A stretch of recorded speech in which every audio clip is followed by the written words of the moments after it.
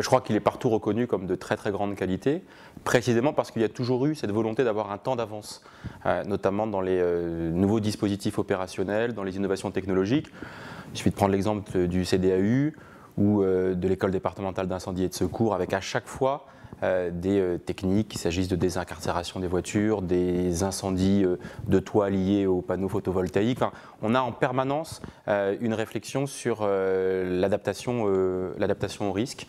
Donc il y a cette dimension qualitative et puis il y a cette dimension quantitative qui est assez vertigineuse. Au moment de la départementalisation du SDIS, je crois qu'on était à moins de 30 000 interventions par an. Aujourd'hui, on est presque à 90 000 interventions par an.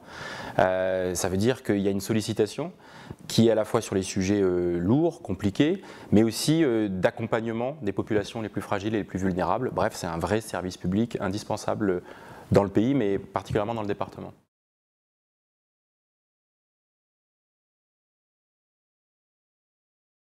C'est une volonté historique qui ne s'est pas démentie au fil des ans et qui aujourd'hui fait qu'il y a une vraie osmose entre le Conseil général et le service départemental d'incendie et de secours.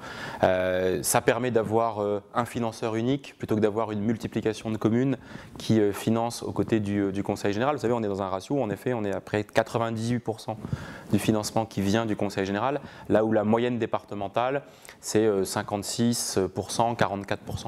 Indirectement, c'est aussi pour le Conseil général une manière de soutenir les communes, puisqu'on finance à leur place. Parfois, elles l'oublient, c'est bien de leur rappeler.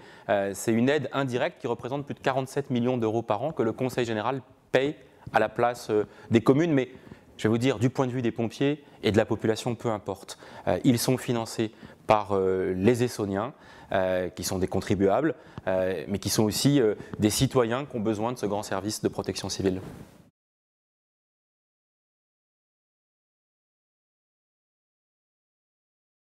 Il y a un double objectif.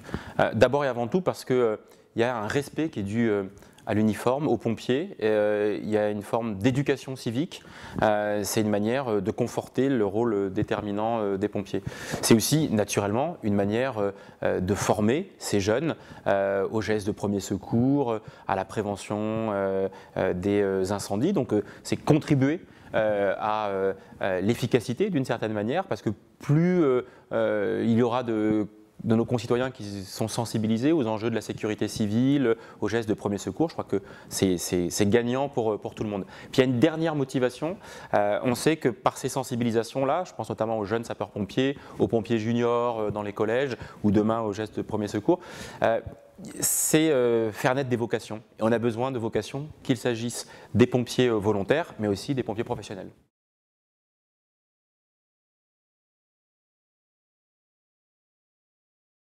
Il est absolument indispensable.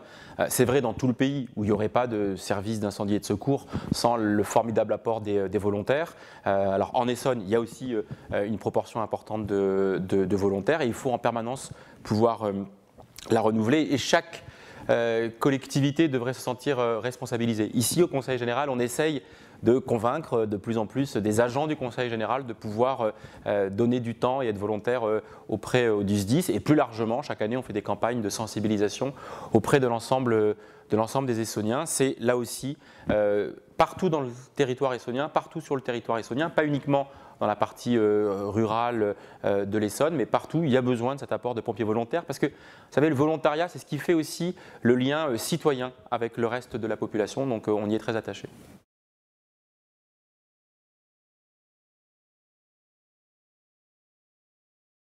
Qu'on est extrêmement fiers de ce grand et beau service public.